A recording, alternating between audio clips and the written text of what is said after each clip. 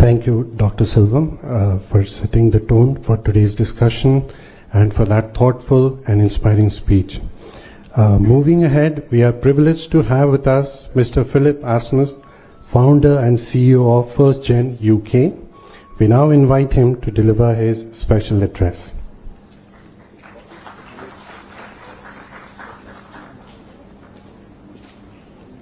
Good morning, everyone. Good morning, Honourable Minister and delegates. It's an honor to be here. I don't think anybody knows me, so just like 2 words in regards of that. I'm originally from Germany and have some masters and did a lot of stuff in my life. I've been an entrepreneur very up and an entrepreneur very down, and had a lot of experiences in regards how real life in entrepreneurship is. And I dedicated my life to a thing which is, in the beginning, a lot of people said, Philip, you're crazy. What is innovation also about, right? So reimagining education is one thing. You need education in order to create innovation. And when you monetize on innovation and have the impact as well, you can put something back in order to have more education, to democratize education as well. Not everybody has access to it, as we all know. So we started here in this university, Mr. Rajvangapandu reminded me, in December 23. So, and out of that, we created out of innovation 134 companies out of innovation out of India, because what we do is, with a value, by the way, with like more than $1.5 billion. So this is wonderful. And the journey, what we started 1.5 years ago, is about the following. If you look at the numbers in innovation and the actual outcome is, in my opinion, somehow devastating, right? 3 to 4% of all innovation globally get funding. We know the numbers 90 to 99% up to fail. A lot of dreams, explode somewhere. And so a lot of potential is wasted. The innovation deployment is way too slow. So when I reimagined after quite some painful journey in life, is like a new way how to create value, how to create companies, how small and medium-sized companies are born. So how to increase the number of successes, how to give access to everybody to make it, right? Because usually it's a lack of knowledge, lack of resources, lack of money, lack of trust-building capabilities. So this is why we put also investment banks, like not the best topic here, but say we invented the first alternative to venture capital itself, right? So as a university or as an innovator, you have like multiple ways of monetizing this, like starting your own company. So you risk it all. But imagine you invent like 100 things. You can focus on 1 or 2, right? 98 are lying somewhere. Or if you have like a portfolio, like a lot of innovation is like wasted in the drawers, right? You can't lift the monetary part where you can do something good with it, reinvest into research and development or scholarships and whatsoever not. So as I said in the beginning, we already built 134 companies basically as a test run, and now we are executing on it in thousands. So our goal is, could sound a little crazy here, but it's a new model. We automate and standardize company building, right? And it's a fair payout system, so we don't have a round financing. But our goal is to build up to 100,000 companies per year. We are able to cut the cost by 99.x%. So we reduce the risk in early stage by 99.x%, right? The rest we cover with our earnings, so we basically can deliver their companies basically risk-free in early stage. The value we generate comes from like up to 20 times faster system than nowadays manually expansion. And so we can generate value better, right? So we can offer a service to students. First time you can think about, hey, I can push the risk and the sleepless nights and the hassle to a third party, also in masses. And this is what we offer, and we are now expanding. So we are, within the next few days, we are thankfully, I got informed that there are a few thousand ideas and patents we will put in the system, so we can potentially generate, 5 to 10 billion in value, also in cash out of it, where we hopefully can also give a lot back for the pre-trust in this new thing. Also to India, to also the state of Andhra Pradesh. We had like a lot of talks here, and to the region in order to unitedly do something better. So this thing is not a competition to venture capital. There are a lot of upsides, a lot of hopes, but it's an addition. Let's put it like that. So what I mentioned before, you couldn't either do it yourself, sell it, good luck, or have royalties. And now we get at another layer that you can push it in masses as a service to monetize on your innovation. And if you are fast in innovation, if you monetize in masses, and our own earnings we take and also put that in purposeful projects, right, non-profits, we can actually unitedly, I think, with innovation and implied education, we can change quite a bit. So everybody has the same chances. We generate jobs. We expect up to 50 million jobs per year out of that program, right? So I'm talking also internationally to a lot of governments, and basically it's an interesting discussion, like how many jobs do you want to have? So we can create basically a new type of company, as small and medium-sized enterprises, on a date or a certain time frame, right? And this is an interesting discussion, and this is basically on a fixed price, and everybody wins. So it's not on the shoulders of the academic side or innovators, because nowadays they usually don't earn that much. It's usually the bigger money who gets the biggest pie, and the academic side, the brains behind it, or you're sitting here, usually has like a small pie in the end. And it's also, one thing we want to change. So thank you for listening just for a few minutes here. Hopefully we can add a lot of value to the region, to the people, to all innovators. And if you have any questions also later on, we're here for a few days here. We have for the CII Partnership Summit. Thank you very much also for the invitations, and have a great, wonderful day. Thank you.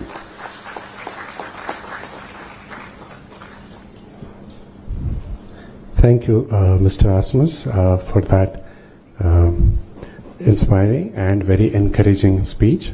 Next, I would like to invite Professor K. Ratna Sheela Mani, Vice Chairperson, Andhra Pradesh State Council of Higher Education, Government of Andhra Pradesh, for this special address.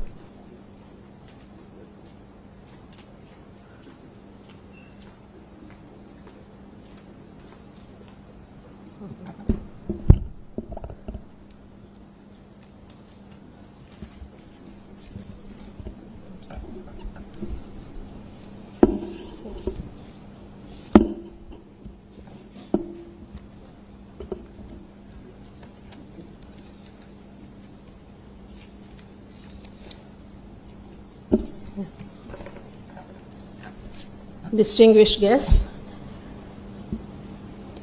particularly the Honorable Minister for HRD, Sri Lokesh Garu, then esteemed academicians, respected industry leaders, and all other members of the distinguished audience, and the students also. It's a privilege to be here to speak on this occasion of this important topic, reimagining higher education for India's $5 trillion economy. All the topics which have been identified for this meeting, for this conclave, are of great significance, and which have been discussed on and off in the last few decades also, particularly in the last couple of decades. So the first one seems to be bridging the industry-academia gap to transition students from curriculum to careers. Now this requires a multi-pronged approach, of course, focused on certain issues like collaboration, practical experience, skills development, and faculty engagement. And for this, we need to follow certain strategies, and which have been done to some measure over the few years. University should involve industry experts in the design, review, and regular update of academic curricula to ensure that they reflect current industry needs and emerging technologies. So this helps in incorporating job-ready skills and technical knowledge that employers in the industries seek. And the other thing is experiential learning. We've been talking of hands-on experience, which needs to be integrated into programs through perhaps mandatory internships and apprenticeships and so on. And corporate-sponsored projects and case studies also can be brought into the classroom, which allow students to apply theoretical knowledge in actually solving business problems. And the industry academia collaboration cannot be emphasized too much, of course. We need to foster strong long-term partnerships through corporate advisory boards, joint research initiatives, and collaborative competitions like hackathons. And to some measure, we have been starting these things in different universities. So this provides the students with the necessary exposure to the industry and whatever is required of them. And skill development focus is also important. For some years now, we have been emphasizing on hard skills and soft skills. So the technical knowledge is as important as the soft skills, like critical thinking, problem solving, communication, teamwork, and self-management. So these are often cited as major gaps as far as the graduates are concerned, in spite of good efforts being put in by the different institutes. And to cater to all these, to inculcate all these skills and so on in the students, faculty development also should progress on an equal rate. So faculty also should gain practical industry exposure through corporate immersion programs, maybe short-term industrial projects and so on. So that helps educators and faculty to bring real-time, real-world insights also into their teaching. And of course, technology integration is a must in this tech-driven world. Coming to the other area which has been identified for discussion in this conclave is the need to redesign degrees in India for emerging sectors to realize $1 trillion economy, and this requires a very fundamental shift, a paradigm shift, in fact, we can say, in the higher education system. And but this has become all the more imperative because of the directives in the National Education Policy NEP 2020. When we need to redesign these degrees by focusing on flexibility, multidisciplinary learning, skill integration, and strong industry collaboration. So when we have multidisciplinary and flexible curricula, I think we have to move towards holistic education, and rigid compartmentalization between different disciplines. For example, arts versus science, etc., cannot survive in today's world. They don't serve their purpose also. So we need to combine subjects. We need to allow students to combine subjects across disciplines. Perhaps computer science with management, or law can be combined with technology. Now, the other need is to integrate vocational and skill-based education into the curriculum, into the mainstream academic programs, so that the skill gap which exists in the graduates can be addressed.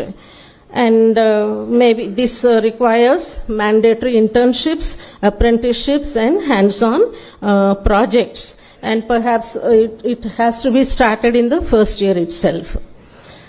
Now, focusing on emerging technologies is another strategy that we need to attend to. Our students have to be exposed to new age technologies like AI, ML, data analytics, cybersecurity, and IoT, the Internet of Things, and so on. And we know that the government is also trying to establish centers of excellence in AI, particularly in key sectors like health, sustainable cities, agriculture, etc. And again we come to this point, the collaboration between institute and industry. This is necessary because hybrid learning and experiential learning are the focus these days, whether it be in sciences or technology or even in humanities or languages, particularly language teaching. We are speaking of the necessity of adopting online, digital and hybrid learning formats along with virtual reality and augmented reality in the classrooms. So this is what we have for long been describing as learning by doing. So the students learn a lot by doing, and it provides them the motive and the confidence also to move forward. And they can apply then the theoretical knowledge effectively to whatever things they are doing. And again, this also brings us to the importance of promoting innovation and entrepreneurship. And these days, many universities are becoming hubs for innovation with incubation centers, and there is also support for startups and encouraging students to transform their ideas into commercial ventures, because we have to be in keeping with the national development goals. But then this brings also the question, what about the public universities? And this is where I think governments have a major role to play. And not only that, I think private support is also necessary. Private universities are doing well, of course, as far as infrastructure resources are concerned. But then, how much is it possible as far as the public universities are concerned? Because if you see the emerging sectors, which have high growth potential in India, the redesigned degrees include technology and IT, fintech, that is digital payments and so on, financial services, renewable energy, sustainable development, pharmaceuticals and healthcare, and infrastructure.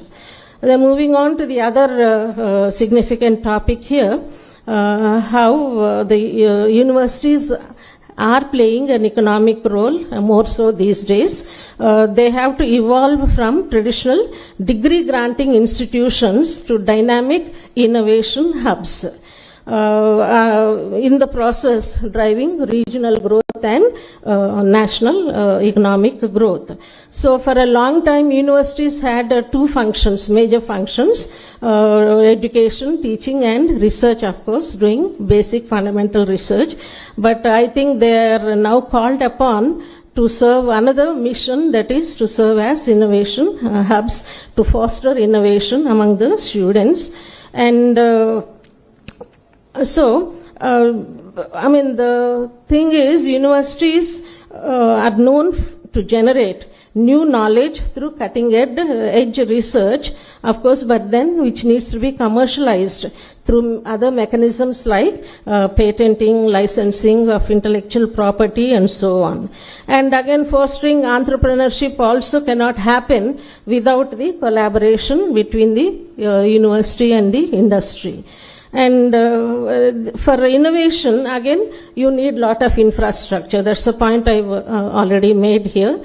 So again, if universities are required to play a significant role in this whole process, then how are public universities going to be performing?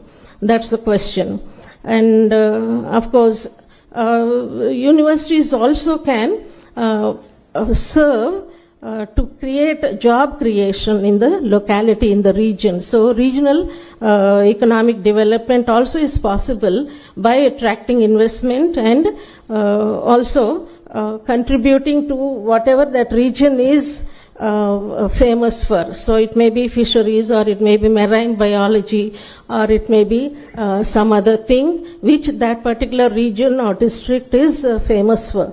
So by contributing to knowledge in that area, also, and performing, encouraging students to do more research. I think that way also the universities can contribute to the local, regional economic development.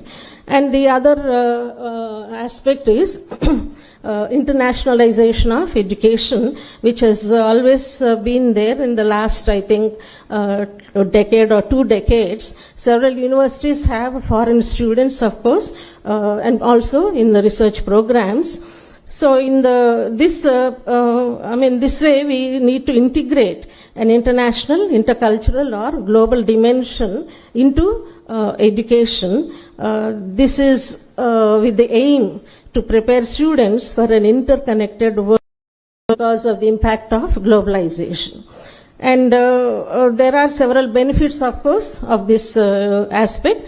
One is economic. Well, in many countries, they see at the additional revenue that can be achieved because of the presence of the international students. And the other one is academic and educational.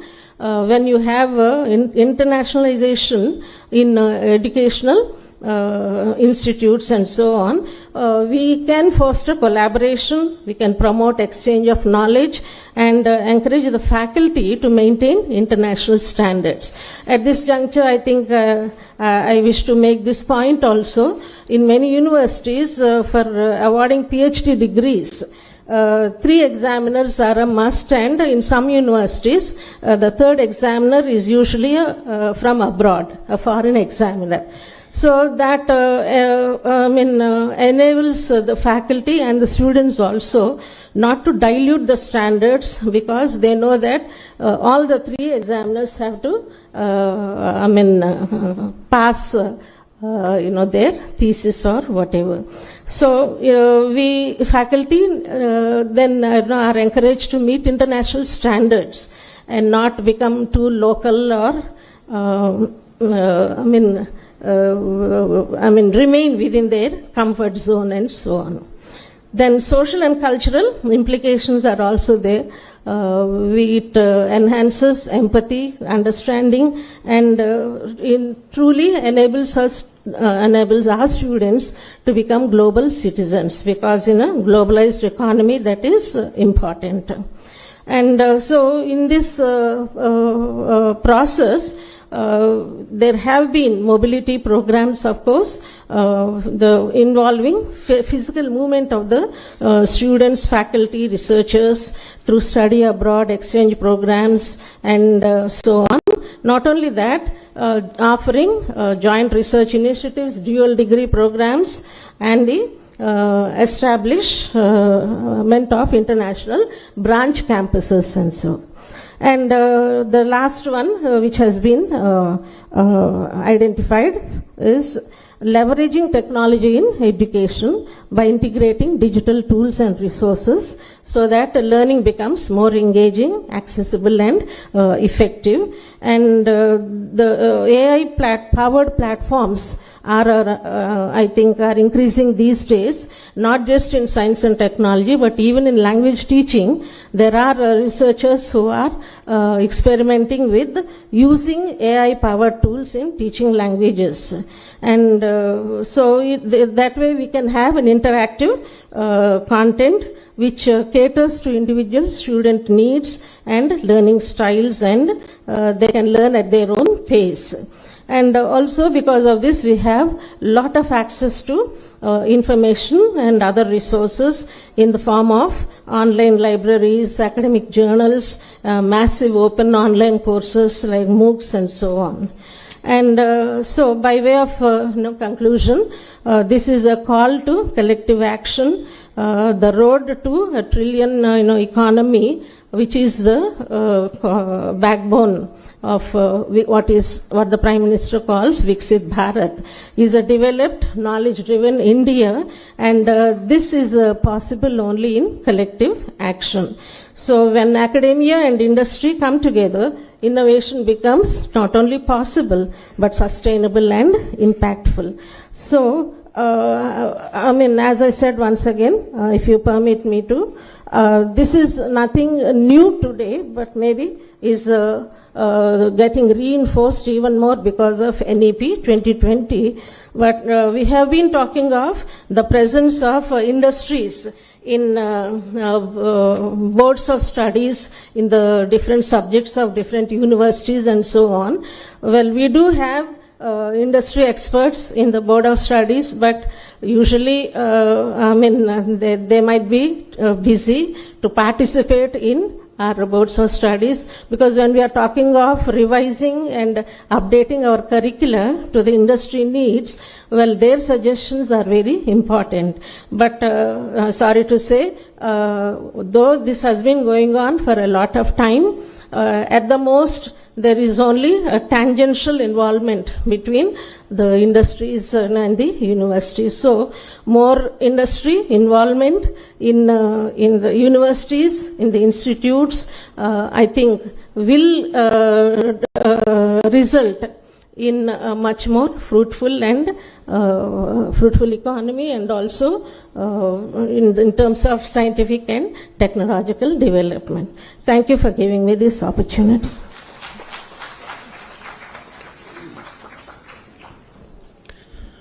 Thank you, Professor, for your informed, comprehensive perspective. And now, ladies and gentlemen, the moment we have all been waiting for. It is our privilege to welcome the chief guest for this inaugural session, Sri Nara Lokesh, Honorable Minister for Human Resources Development, IT, Electronics and Communication and Real-Time Governance, Government of Andhra Pradesh. We request you, sir, to deliver the inaugural address. Thank you.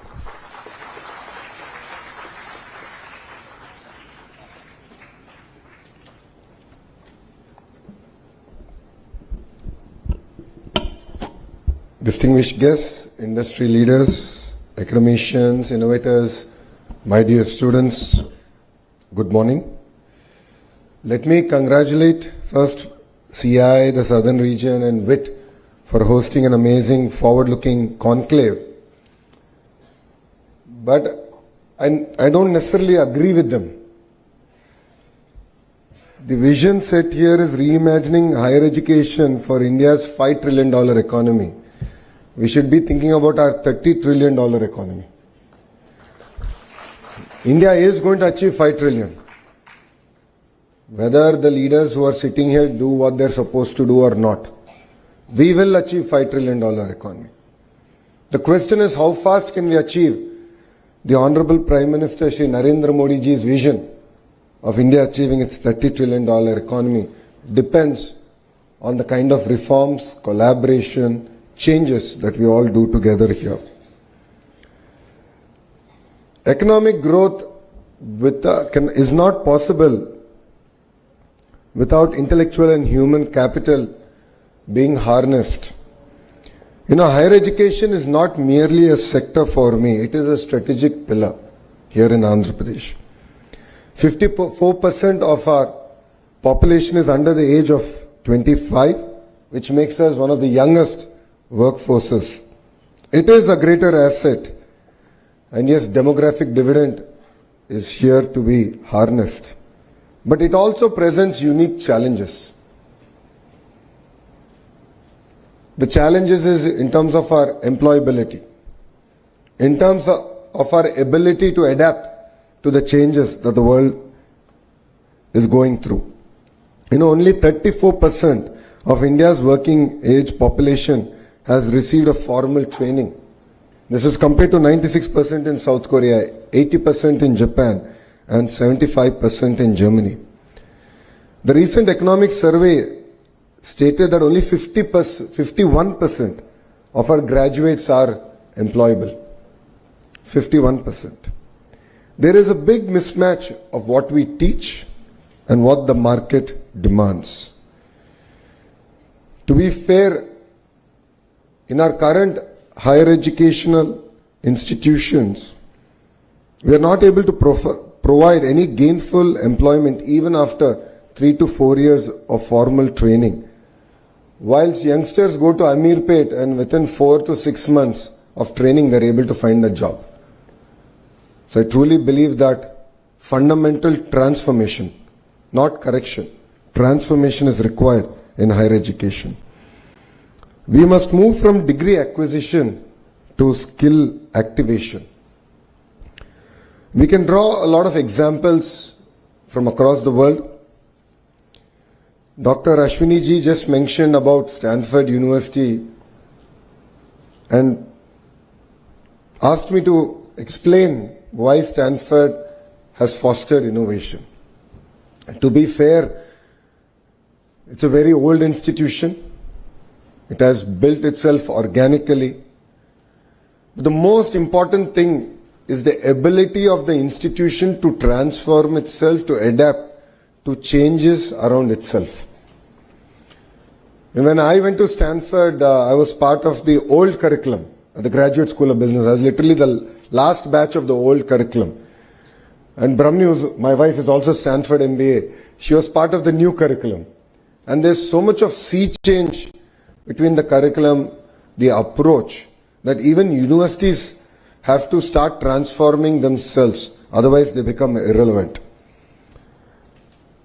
Professor Ratnaji just mentioned about public universities. So that is my concern. Public universities also should transform themselves. They should be led by best in industry to drive changes. Only then will they also be relevant in higher education. There is always a persistent gap between, academia and industry. Lot has been discussed today about it. But it's very, very important that we accelerate reforms. So APSHI, Vice Chair is here. All the thought leaders are here in this room. What is important is pace, speed at which we bring in the change. We must accelerate reforms through dynamic curriculum updates, structured internships, mentor and career guidance ecosystem, and faculty immersion programs. This is not merely a luxury, this is need of the hour, this is necessity for India. As all of you are aware, there has been a change in the government in the 16 months back. And the Honorable Chief Minister signed one of his first GO, which was skill census. And the idea was, how do you assess the citizens across various traits? And then what kind of skill intervention we should provide. As leaders have said, Mr. Naidu is a visionary. He always looks ahead of the time. And then he leaves execution to youngsters like me. We tried skill census in its traditional census format in my own constituency, Mangalgiri, and we failed. And we failed miserably. We were unable to assess across the various traits that today people are gainfully employed. And that is where we have just launched an initiative called Naipunyam. And Naipunyam is not merely a supply-demand aggregator of jobs, but it is a platform to assess skills across any trait available. And that is where AI has really come to help us. So you're an AC mechanic or a two-wheeler mechanic to an AI engineer, you will be assessed using AI, and we will be able to give you clear skill interventions, including training, so on and so forth, to help you upgrade. Our youth is globally recognized for their adaptability, discipline. And to be fair, Andhra Pradesh has led the revolution of IT from the front. And that is why if you look at all the major global institutes and companies are all headed by people from the 2 Telugu-speaking states. We have great institutions now in Andhra Pradesh, including VIT, the IIT Tirupati, IIM Visakhapatnam, and of course our public universities are going through their own transformative phases. But what makes it even more exciting is Andhra Pradesh has positioned itself for the next generation of jobs, next generation of startups. It could be in data, it could be in quantum, it could be in innovation. Andhra Pradesh will lead from the front. Drawing from the inspiration of our Honorable Prime Minister, we have created our own vision, 2047, called Swarnandhra. It is to achieve a $2.4 trillion economy here in Andhra Pradesh by 2047. And to all the youngsters here, because you will definitely see this vision happen, you will see 2047. Take it from me, we won't need that much time here in Andhra Pradesh to deliver our target. I believe that there are 5 transformation pillars that are very, very important for us to achieve it. One is curriculum to careers. It's very, very important to shift from textbook learning to competency-based problem-solving education. And every syllabus must be co-designed by industry to be measured against employability outcomes. Professor Ratnaji explained that industry apathy is there. I don't necessarily agree with her. The titans of industry have very limited time. We as a state have to be proactive. We have to deliver on the speed. We shouldn't waste their time. Only then will they be willing to invest time to help us transform our entire curriculum. So APSHI should work even harder than they are, including the chairperson, to involve the industry in terms of bringing in the requirements, changes to the curriculum. Research and innovation is the second pillar. Each university COE must host incubators, patents and startup hubs. It's very, very important that we also tie up with other global universities. I've had an opportunity to be to Australia. Recently I visited quite a few universities in a very short time I was there. It's fascinating to see the kind of research that's happening there and how each university over a period of time has developed deep understanding and deep research in a sector. So a great example of this is a New South Wales University, which is, while it offers courses across sectors, their specialization is in solar cell. And I saw a 10,000 square feet rapid prototyping center, which was quite inspiring. And we are going to bring it to IIT Tirupati. We're already in touch with them to sort of look at how can we now bring collaboration between industry, academia and research together. So I think this is very, very important for all of us to work. The third pillar is our digital future skills. AI, quantum, semiconductors, green tech, robotics are here. But as Selvam ji has said, please don't outsource your creative thinking to ChatGPT or Gemini. While trivial tasks, we can use it. To be fair, please don't replace your creative thinking or critical analytical thinking using ChatGPT or AI tools. Internationalization is something that was discussed threadbare. It is very important to have tie-ups with global institutions because what they offer is exposure. What they offer is alternative thinking. This, I believe, is very, very important if India has to deliver on its $30 trillion mission. Inclusivity and regional balance is the other very, very important subject, and this is something very core to the heart of this administration. While Amaravati is our capital and there's a lot of work, I'm sure all of you would appreciate, now that rains have subsided and we are able to restart all the works here in Amaravati. But for us, all regions and all parts of the states are equally important. But what we have done is a very focused clusterization. So if you look at Anantapur, it's the automotive hub. Kurnool is the renewable energy hub. There's a lot of cement manufacturing coming in that zone because they have limestone. Electronics manufacturing is coming between Kadapa and Chittoor. A lot of work is happening in compressed biogas in Prakasam district. Erstwhile Nellore district is already diversified. All of you will be surprised to know 50% of India's air conditioning is manufactured here in Andhra Pradesh. We've signed with LG, Daikin and Blue Star. We're going to take this to 70%. Imagine one cluster, 70% of India's air conditioning is going to come. Compressed biogas, as I said, in Prakasam. Here in Krishna Guntur is capital. We have quantum now coming and we have few other industries coming here. East-West Godavari districts are exceptionally well known for their fisheries and we're working hard to take that forward. North Andhra is going through its own transformation. It's going to be a $1 trillion ecosystem, starting with a pharma hub, chemical hub, medical devices manufacturing hub, to a steel city. I thought we'll be building one new steel city. It looks like we're going to build two new steel cities in Visakhapatnam. And the entire data ecosystem, IT ecosystem that's getting built out there.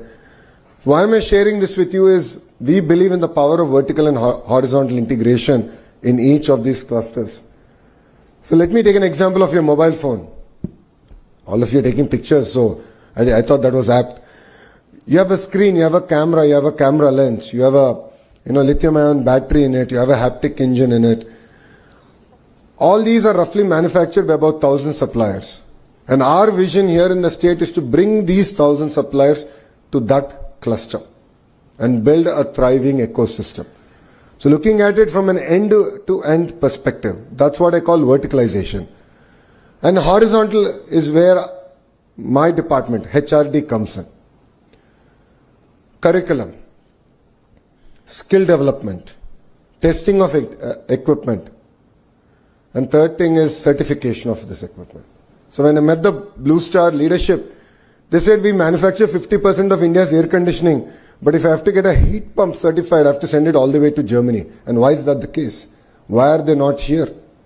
And you want to make it a 30% ecosystem, then we need to bring in the entire certification here to India and to this particular cluster. So what you're going to see in the next 3.5 years is a tight integration between our vertical and horizontal approach, and we'll create a thriving cluster in each of these zones.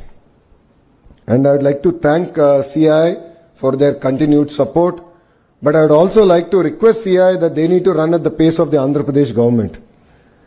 We've done consultative committees. We have a sense of urgency.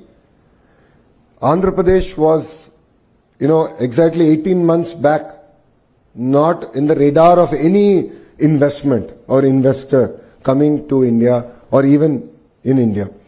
But today we have attracted close to $120 billion worth of investments already. And the partnership summit that we're hosting 14th, 15th in Visakhapatnam, we're hoping to close another $120 billion investment. By the end of our term, as we go for re-election in 2029, I have a vision that we can attract $1 trillion worth of firm commitment. So these are investments that obviously will not get done in the year that they're signed, but they will start. So if you look at ArcelorMittal project, it takes 7 years for all 3 phases to be implemented, but $15 billion will get invested in that project. If you look at the Google Data City, it's $15 billion that will get invested in 3 years. So we will bring $1 trillion worth of investment here to Andhra Pradesh, but I would request CI to run at the pace of Andhra Pradesh government so that we can work collaboratively, we can look at changes proactively, and we are here not to waste your time. We are here to take your input and implement it to make sure that the Andhra model of collaboration is truly implemented in spirit. So industries should co-design curriculum. I think that's something that all of us touched upon. Universities should host industry labs. So I'd request VIT also. I know quantum computer is coming here, but I think we should look beyond even quantum and few other areas that we can sort of engage with. And of course, as a government, we are here to provide an enabling framework, a policy framework that is not rigid, that is not tight. Madam Ratnaji did mention the importance of cross collaboration, humanities working with computer science. I agree with Madam because I am a product of it. My bachelor's is in information systems, but in Carnegie Mellon it was not part of the computer science school. It was part of humanities and social science. So where 50% of our curriculum was about managing people, projects, execution, timelines, and 50% was only on technical programming, coding, and so on and so forth. So I think we have to, as state, as APSHI, we have to be a lot more flexible, lot more proactive. Our policies have to be very, very proactive to ensure that this kind of collaboration can actually be achieved. And yes, together with all the youngsters in this room, we will make India proud. Honestly, I'm tired of hearing about Beijing, Shenzhen, Tianjin. It is time to hear about India's models. We have a gift city, we have Amaravati, we have our own models that will thrive over the next decade, and together all of us here can make it a reality. If we have to achieve this, if we have to make this a reality, the most important thing that all of you need to have is fire in your belly. You need to have it. As a government, we will provide the framework. As educationalists here, they will provide world-class education here. Skill development will be provided. But one thing we cannot give is fire in your belly. You need to have it.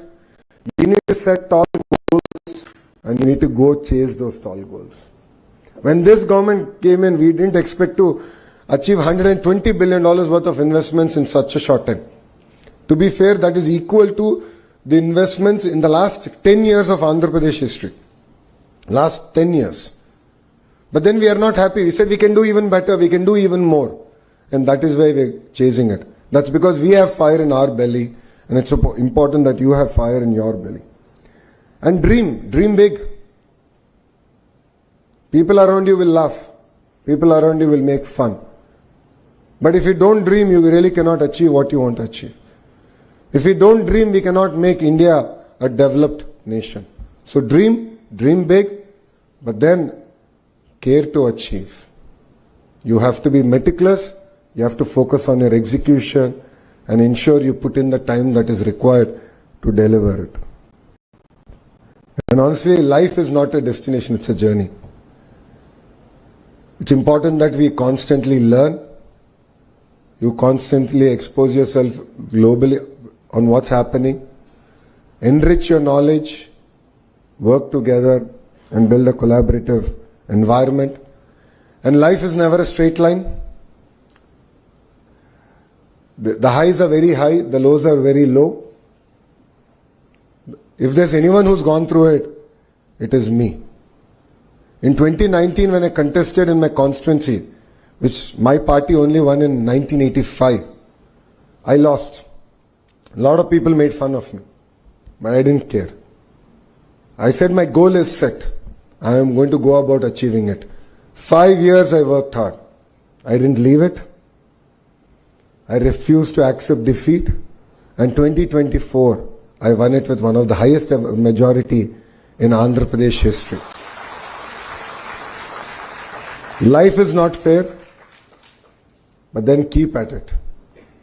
Only if you work hard, you can achieve the targets that you set yourself out to achieve. And Partnership Summit is one forum. I know that quite a few partners here are coming. We should engage, we should exchange ideas. And definitely my goal is very simple. Strong states is strong nation. When states compete, India wins. So we will compete with Tamil Nadu, Karnataka, Telangana and all other states, including Gujarat. And I'm sure India as a country will win. And the most important thing, I would like to request APSHI, VIT, to all our partners here, that speed is of the essence. It's no longer about big versus small. It's about slow versus fast. Today, Andhra Pradesh is able to ground so many projects. It's sheerly because we take it upon ourselves to ensure that speed is delivered. Only then we can achieve what we want to achieve. I know that curriculum changes are not easy. I know that there's always will be a lot of resistance. But I would like to request the titans of the academia also to approach the subject with open mind. What we have done so far has worked for us. I'm not saying it's not worked for us. But I don't believe it is enough to take us to a $30 trillion goal. So we have to have open mind. We have to embrace changes a lot more proactively. All the HODs have to look inward into their own departments. See how we can sort of improvise. It could be a transformation or it could be reforms. But we have to do it. There's no second thought about it. So I request all of you to embrace speed and definitely make Andhra Pradesh proud. And all of you are part of history. You know, when I was growing up, because everyone here is quite younger than I am. So when I was growing up, I saw Hyderabad develop in front of my eyes. I was jokingly saying, I've seen every part of Outer Ring Road get developed in front of my eyes. I remember how we used to crib that there was no connectivity to Shamshabad airport back then. But today it's of course very well connected. You're exactly seeing that magic happen in front of you here in Amaravati. Next 3 years is going to be a really transformative experience for Amaravati, for Andhra Pradesh. And all of you are going to witness history in making. And all of you should be part of this history. You should look at starting companies. You should look at nurturing things. Embracing opportunities that the great state of Andhra Pradesh is going to give you. So thank you very much. Thank you very much for having me here. And I look forward to more interactions. Next time around, I would love to interact with students, understand their aspirations, their expectations, and I'll bring my entire app sheet here. They will also have to understand, because I keep telling them they're yet to catch up to my speed. So they need to come in front of students. I think then they'll be able to appreciate the hunger, the fire in the belly that our children have. I look forward to coming back and interacting with students again. Thank you very much, and Jai Hind.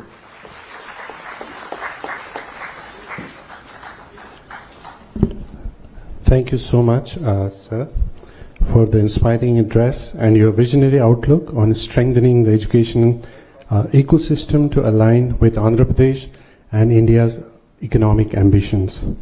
Thank you once again, sir. So may I now invite Dr. G.V. Selvam, Vice President, VIT, to felicitate our chief guest, Sri Nara Lokesh, sir.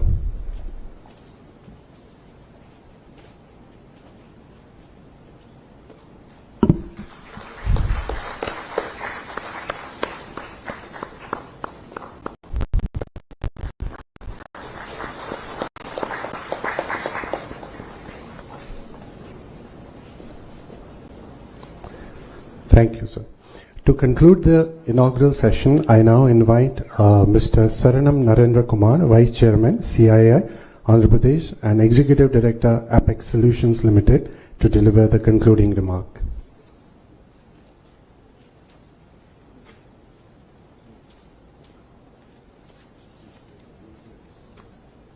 So good morning, everyone. It's always difficult to grab the attention after a fantastic speech by our Honorable Minister, but still I'll do my part here. So good morning, and Mr. Nara Lokesh, Honorable Minister for Human Resources Development, IT, Electronics and Communication, RTG, Government of Andhra Pradesh, Professor K. Ratnashila Mani, Vice Chairperson, Andhra Pradesh State Council of Higher Education, Mr. Philip Assams, Founder and CEO, First Gen UK, Dr. G.V. Selvam, Chairman, CIISR College Excellence Cluster 2025 and Vice President, VIT, Dr. Ashwin Mahalingam, Co-Chairman, CIISR Task Force on Education and Industry Institute Linkages, Co-Founder, Okapi Advisory Services Private Limited, and Director, IIT Madras, and distinguished speakers, members and industry and friends from media. Ladies and gentlemen, as we conclude the inaugural session and step into an enrich with newer ideas, insights and forward-looking conversation, it is essential and pivotal. The higher education plays a vital role to become a $5 trillion economy. As our minister just now mentioned, that we need to be a $30 trillion economy by 2047. That is the mission for Viksit Bharat 2047. Along with that, and AP wants to be at $2.4 trillion economy, and we want to march along with the national guidelines. And today's our discussion is going to be on bridging the industry-academia gap, readdressing the degrees for emerging sectors, and higher education and internationalization. Will explore how our education system and ecosystem can become the true engine for our national progress. So I would like to mention a few of my experiences here. So since how the ecosystem to be transferred. In one of the meeting, so I was talking to Rajiv Chandrasekhar ji. He was mentioning now the industries and all coming up where the metros are there, where the infrastructure is very well established. Now the future is getting transformed into the place where the knowledge is available, where the skill set is available, where the productivity is there. So industry is going to come to the places where the knowledge. Now this is the place where we have so many universities, the knowledge is here. I am sure that this place will be a happening place in a near future. And apart from this, in one of our discussion, Mr. Bhatia, Apple CEO, when I was talking to him about how the production expansion is going on, he mentioned very clearly they have been in this industry in India, the manufacturing, because of this production linked incentive schemes. When the schemes is not there, then they are not ready to be here in India. The reason behind it is the right kind of a manpower, right kind of a skill set, it's not available, and we are far, far below than the expected productivity from the international standard. As well as the training the manpower, it is a cost, in fact. Once the people comes out from the colleges, and those they are not ready to deployable in the manufacturing. The reason is there is a big gap in it. In fact, India's demographic dividend gives us an extraordinary edge, but also a profound responsibility. Our education system must evolve to become more practical, industry aligned, and global connected, ensuring every graduate is prepared for a rapid transforming world. So, if you look at into Andhra Pradesh, it's standing tall across all other Indian states. The enrollment, gross enrollment registry of ratio is 36.8% when comparing with the national averages, but we need to do a lot of catching up to be done to meet the international standards. To do that, so we need to come up with a proper reforms and integrate the same with AI, digital skills and entrepreneurship and initiative that empower women and rural youth are shaping a more inclusive and future-ready academic landscape. So the current landscape of Andhra Pradesh, if you look at it, Andhra Pradesh is hosting closer to 2,600 higher educational institutions, out of which 47 universities are there and 321 engineering colleges. All put together, we have been producing closer to 1.4 lakh engineers every year, or they are employable. As our minister just told that 51% is our employability, but my research saying that it is 45%, but still that's good enough, so 45. So, but still we need to do a lot here to increase our employability, what to be done and how it has to be done, etc. And what AP is required, by 2030, AP is required closer to 1.2 million skilled professionals. So where they're going to work, how they are going to work. As in the previous speech, the minister told very clearly already $120 billion is already landed, and another $120 billion is going to get signed on 14th and 15th. All these people are going to work in those industries subject to, if they have the capability, if they have a potential to do it, if they have an innovation and creativity to think further, to move ahead on this. In fact, so I did a little research on particular thing. If you look into I have just compared, I've taken two timelines. One is pre-COVID, the other one is a post-COVID. So the salaries for the non-engineering people, especially for the helping, the helpers, drivers, odd jobs, masons, etc. What is their salary? And what is the salary of an engineer in post-COVID and pre-COVID? If you look into it, so there is a predominant growth in the odd job. There is 75 to 80% growth in the salaries of the employees, those who are doing an odd job. When we look into an engineer's, I'm sorry to say this, the salaries got stagnated. It is close to 3 lakh rupees. It is there previously 3 lakh per annum, that means 25,000 per month. Still today, the same salaries are prevailing. It is time to think about it. So why these salaries got stagnated? What happens here? If you want to grow $30 trillion economy, whether the salary levels at 25,000 is enough to grow at that pace. To get 7 to 8% GDP growth, is that enough to do it? So our per capita income should grow up and our salary should move up. Then only the $30 trillion economy objectives can be achieved here. So the industry academia gap is persist, and curriculum must better reflect modern skill demands such as AI, IoT, robotics and cyber security.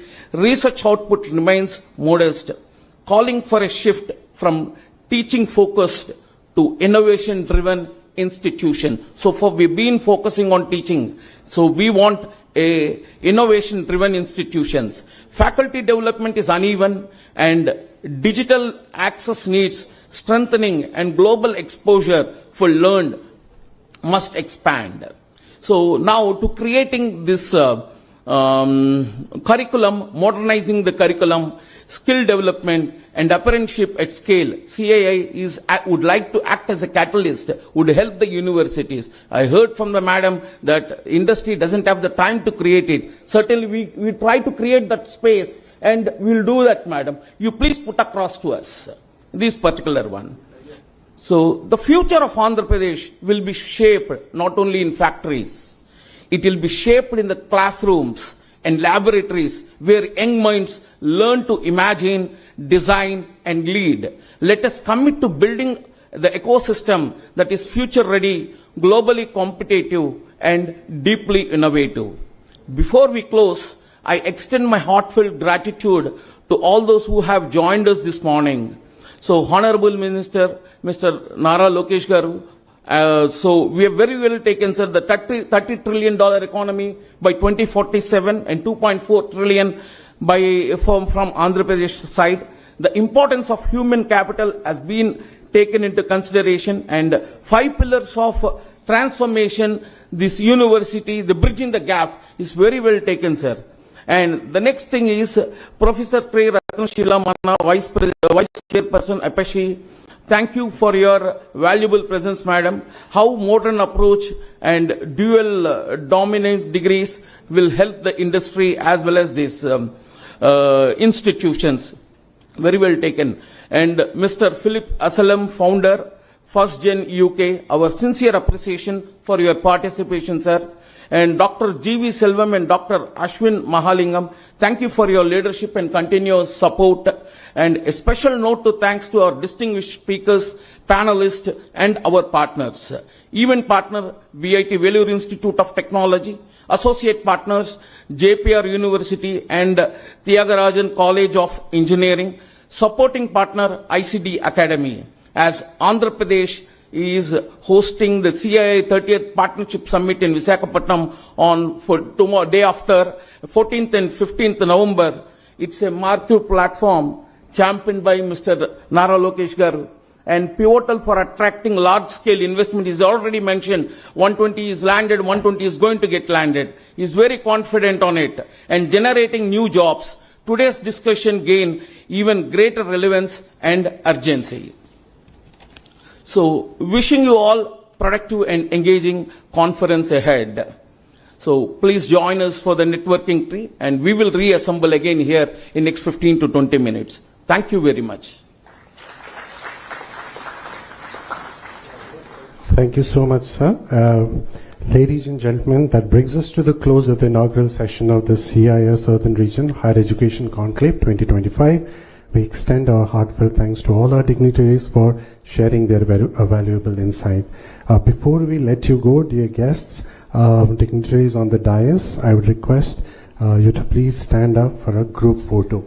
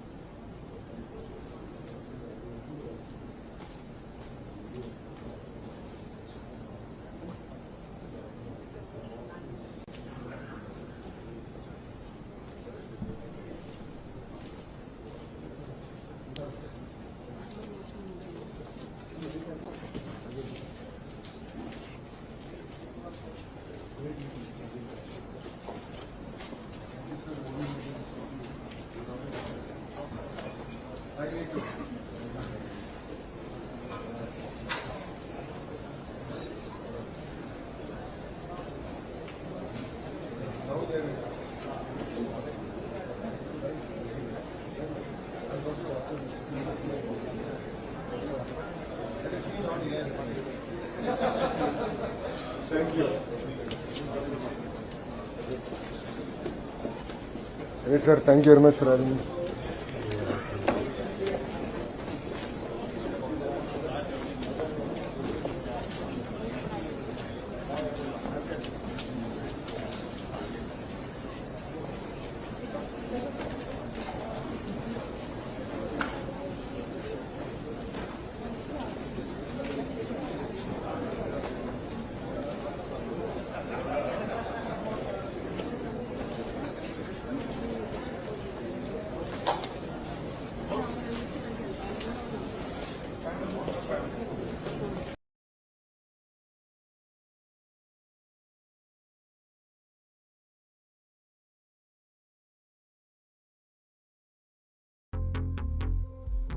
Your email is your first online impression, make it count.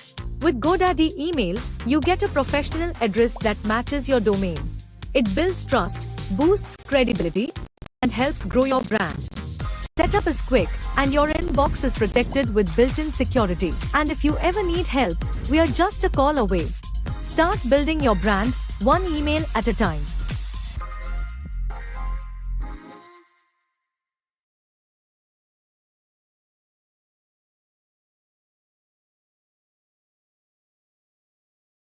All stations, we are good for launch. Stop, हमें रुकना पड़ेगा। Launch का मुहूर्त निकल जाएगा। अगर अभी book नहीं किया तो ट्रैवल का मुहूर्त निकल जाएगा। Make My Trip presents Travel Ka Muhurat Sale. Biggest offers on flights, hotels and more. Live now.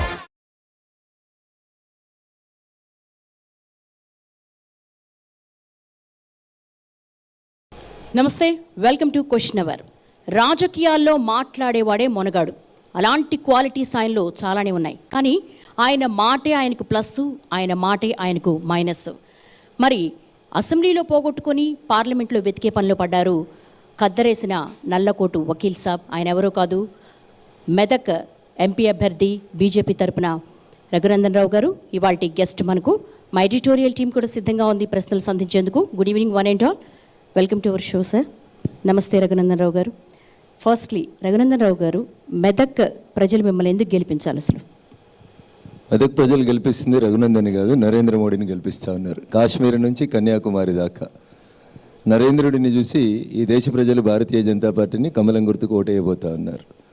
June 4వ తారీఖున కమలం వికసించబోతా ఉంది. ఆ వికసించే కమలాల్లో తెలంగాణ కూడా ఉంది. తెలంగాణలోంచి మెదక్లో కూడా కమలం వికసిస్తుంది అనేది నాకున్న సంపూర్ణమైనటువంటి విశ్వాసం. రఘునందన్ రావు గారు, బీజేపీ మొదటి జాబితాలో రఘునందన్ రావు పేరు ఎందుకు లేదు?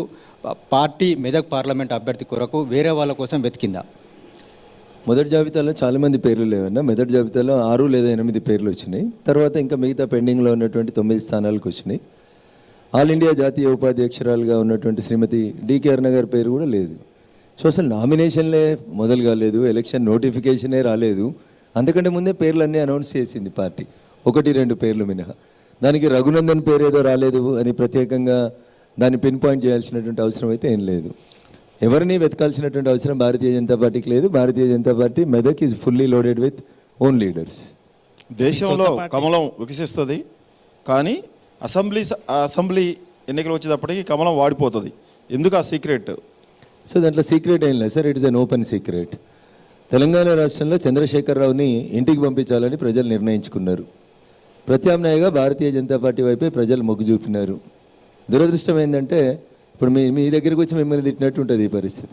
కొంతమంది జర్నలిస్ట్ మిత్రులు, కొంతమంది మేమంటే గిట్టనటువంటి యూట్యూబ్ ఛానల్ కానివ్వండి, పేటీఎంలు కానివ్వండి, ఇంకేమైనా కానివ్వండి, కొంతమంది రోజు పొద్దున్నే లేచి బీజేపీ బీఆర్ఎస్ ఒకటి అనేటువంటి ఒక ఏకవాక్య తీర్మానాన్ని ప్రజల మైండ్ ఖరాబ్ చేయడానికి వాడినారు. సో ఒక ఇంగ్లీష్ తత్వవేత్త చెప్పినట్టు నిజం నిద్ర లేచేసరికి అబద్ధం ప్రపంచాన్ని చుట్టొస్తుంది.